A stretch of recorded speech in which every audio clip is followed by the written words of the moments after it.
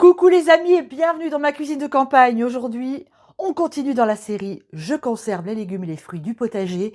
On va faire de la confiture de melon. Vous allez voir une confiture pas classique du tout, très originale, facile à faire et absolument délicieuse. Alors les melons, vous les voyez ici, hein, évidemment, ils mûrissent tous en même temps. Donc, on a un petit peu de mal à tout consommer. On est deux à la maison en ce moment. Du coup, il y en a certains qui sont un peu trop mûrs. Et bien, quand c'est trop mûr, qu'est-ce qu'on fait? On fait de la confiture. Et je pense que cet hiver, on sera hyper content de faire des tartines de confiture de melon. Allez, vous êtes prêts? C'est parti pour la vidéo.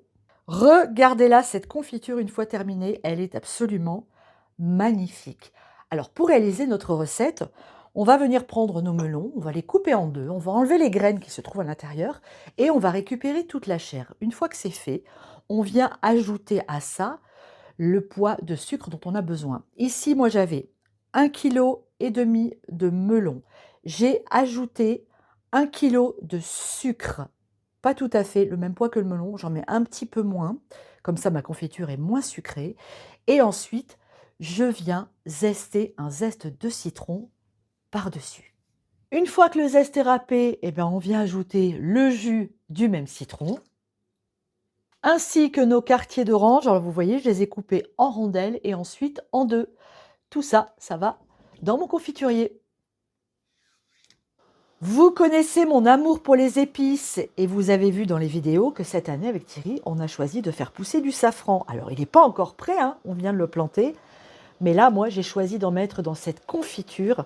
Et vous allez voir, si vous la refaites, que ça transforme absolument le goût. C'est divin.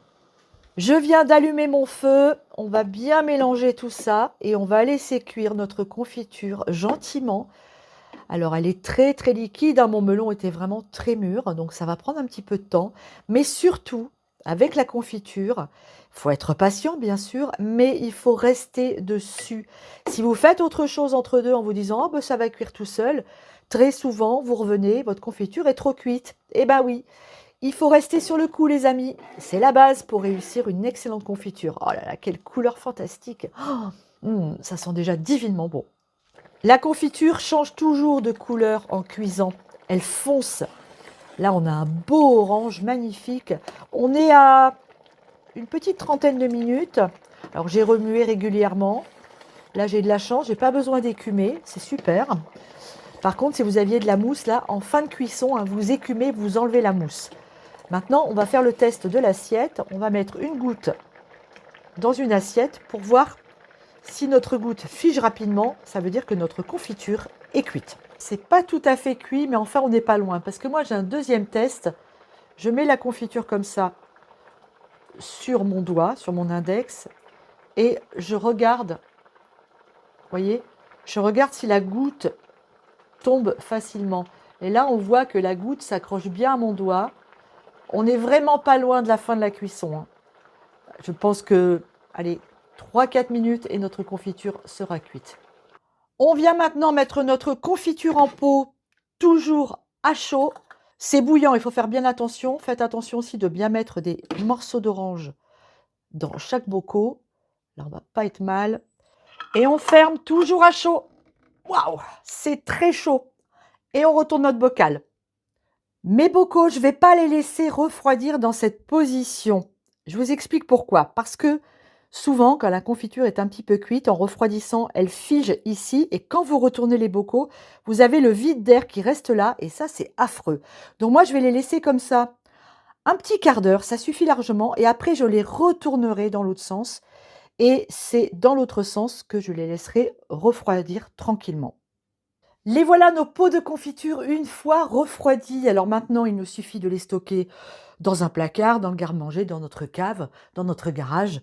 Et ce qui est merveilleux avec la confiture, c'est que ça se garde pendant des années. C'est vraiment topissime. C'est vraiment une conserve que je vous invite à faire à la maison. Alors cette confiture, vous l'avez vu en début de vidéo.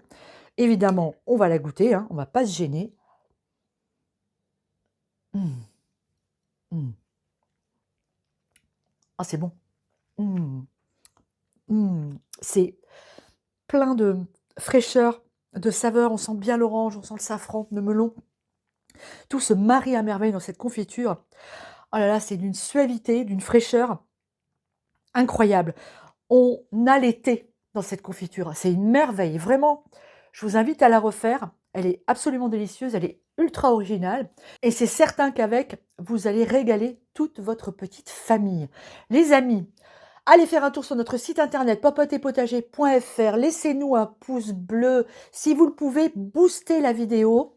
C'est topissime. Abonnez-vous évidemment. Et puis continuez à nous suivre toujours plus nombreux. Je vous embrasse très très fort. Je vous dis à très bientôt sur Popote et Potager. On continue dans la conservation. Bah oui, c'est la saison, hein.